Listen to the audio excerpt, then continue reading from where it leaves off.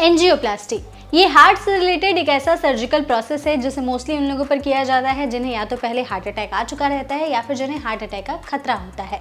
तो ऐसे में बहुत से लोगों को एंजियोप्लास्टी को लेकर काफ़ी मिसकंसेप्शंस हैं कि आखिर ये पूरा प्रोसेस है क्या, इसे क्यों किया जाता है, कब किया जाता है, किन लोगों पर किया जाता है और कहीं इसके कोई फायदे और नुकसान तो नहीं है। इसके बारे में आज आपको इस वीडियो में डॉक्टर अक्षय, जो कि कार्डियोलॉजिस्ट हैं, वो बताने जा रहे हैं। तो पहले आप उनकी ये वीडियो देखिए।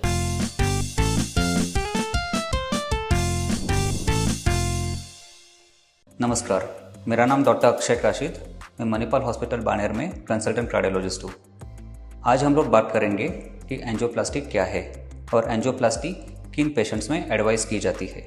सो बेसिकली एंजियोप्लास्टी ये एक आक्रामक प्रक्रिया है जिसमें रक्त वाहिकाओं में होने वाली खून की रुकावट को ट्रीटमेंट किया जाता है। इसी रक्त वाहिकाओं को हम बोलते हैं कोरोनरी धमनियाँ। शुरू में इसका आविष्कार जो किया गया था वो अपनी हार्ट में जो कोरोनरी आर्टरीज होती है उसके अंदर के ब्लॉकेजेस को हटाने के लिए किया गया था, लेकिन अब इसका विस्तार शरीर के विभिन्न अंगों के लिए, जैसे अपना ब्रेन यानी कि मस्तिष्क, किडनी यानी कि गुर्दे, ऊपरी और निचली अंगों की परिधीय धमनियाँ और महाधमनी में जो रक्त प्रवाह के रुकावट होती है उसकी ट्रीटमेंट के लिए किया जाने लगा है। इसमें एक छोटा सा कैथेटर का उपयोग किया जाता है जो कि एक लचीली ट्यूब होती है। इसके भीतर से एक पतली गाइड वायर की जो ब्लॉकेजेस के पार की जाती है।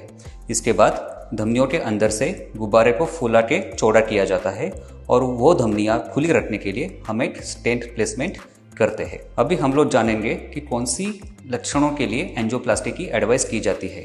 सबसे पहले तो अंजाइना मतलब आमतौर पे हम लोग उसे बोलते हैं चेस्ट में पेन। आमतौर पे सीने में होने वाला जो दर्द कि जो अचानक से बढ़ने लगता है या फिर अस्थिर रूप में पाया जाता है। ये चेस्ट पेन कभी कभी जानलेवा हो सकता है या फिर हार्ट अटैक का एक लक्षण भी हो सकता है, जिसमें कोरोनरी आर्टरी या फिर वाहिकाओं को पूरी तरीके से बंद होने की संभावना होती है। इसके लक्षण अलग अलग भी हो सकते हैं, जैसे कि सांस फूलना, चक्कर आना, अचानक से पसीना आना, अचानक से थकान महसूस होना, ऐसे सारे लक्षण पाए जाते हैं। इसमें सही समय पर कार्डियोलॉजिस्ट से परामर्श और इलाज करने से जान बचने की संभावना बढ़ती है। अभी हम लोग दूसरा लक्षण देखेंगे जो है निचले अंगों में दर्द।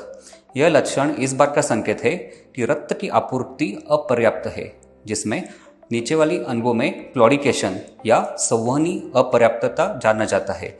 यह स्थिति एक गंभीर रूप में हो सकती है और यह स्थिति एक प्रगतिशील स्थिति है और इसके कई सारे लक्षण होते हैं, जैसे अपनी संवेदनों की हानि, दूरस्थ अंगुलियों की हानि, शुष्क गैंग्रीन आदि पाया जाता है। समय पर ऐसी चीज़ में एंजियोप्लास्टी करने से रक्त प्रवाह बहाल होकर ठीक होने लगता है और ये स्थिति कंट्रोल में आ सकती है। इसके बाद तीसरा लक्षण जिसमें एंजियोप्लास्टी एडवाइस की जाती है वो है लगातार सांस फूलना।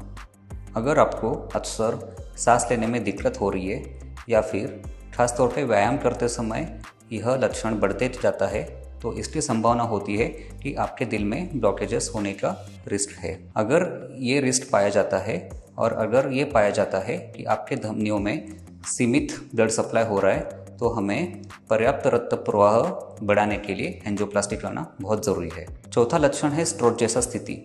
यह एक गंभीर समस्या है जिसमें मस्तिष्क को रक्त प्रवाह की कमी पाई जाती है। इसमें हमारे ब्रेन को ऑक्सीजन और पोषक तत्वों की कमी से मस्तिष्क की कई पेशियां धीरे धीरे मृत्यु हो जाती है। इसमें बार बार चक्कर आना, लकवा आना, मनोवैज्ञानिक समस्याएं खड़ी होने की संभावना बढ़ती है। अगला लक्षण है अनियंत्रित और प्रतिरोधी उच्च रक्तदाब। यह स्थिति असामान्य बिल्कुल नहीं है, जिसमें मरीजों को अपना ब्लड प्रेशर यानी रक्तदाब कंट्रोल करने के लिए कई दवाइयों का सहारा लेना पड़ता है। कभी कभी ब्लड प्रेशर की दवाइयाँ 5, 6, 7 तक बढ़ जाती है, फिर भी हम पाते हैं कि ब्लड प्रेशर अच्छे से कंट्रोल में नहीं हो रहा है। इसमें एक सिंपल टेस्ट एडवाइस की जाती है, दैट इज़ अल्ट्रासाउंड डॉपलर। इसमें हमें पाया जाता है कि हमारी किडनी की ब्लड वेसल्स यानी रिनल आर्टरी की जिसमें ब्लॉकेजेस की संभावना है, इस कंडीशन को बोलते हैं एथेरोस्क्लेरोटिक रिनल आर्टेरियल स्टेनोसिस। इसमें अगर ये स्थिति पाई जाती है तो हम लोग इसे एंजियोप्लास्टी से ट्रीट करते हैं। इसमें हमें अगर टाइम पे ये कंडीशन पाई और इसमें अगर स्टेंट प्लेस किया तो यह पाया गया है कि यह कंडीशन अच्छे से कंट्रोल में आ सकती है और ब्लड प्रेशर भी अच्छे से कंट्रोल में आ सकता है। और जो पेशेंट्स पहले 5-6 दवाइयों का सहारा लेते हैं वो 5-6 दवाइयों से कम होकर 1-2 दवाई पे ब्लड प्रेशर कंट्रोल रख पाते हैं। इस वीडियो के जरिए हम लोगों ने पाया कि एंजियोप्लास्टी का एडवाइस ना सिर्फ दिल की बीमारी ठीक करने के लिए बल्कि बाकी सारी बीमारियां जैसे ब्रेन स्ट्रोक, किडनी का प्रॉब्लम, हाई ब्लड प्रेशर, ऊपरी और नीचे अंगों में जो ब्लड वेसल्स होती है और महाधमनी दैट इज एओर्टा में जो खून की रुकावट या फिर ब्लॉकेजेस को ट्रीट करने के लिए भी किया जा सकता है। धन्यवाद। इस वीडियो में आपको डॉक्टर अक्षय ने बेहद ही आसान भाषा में एंजियोप्लास्टी का पूरा प्रोसेस समझा दिया।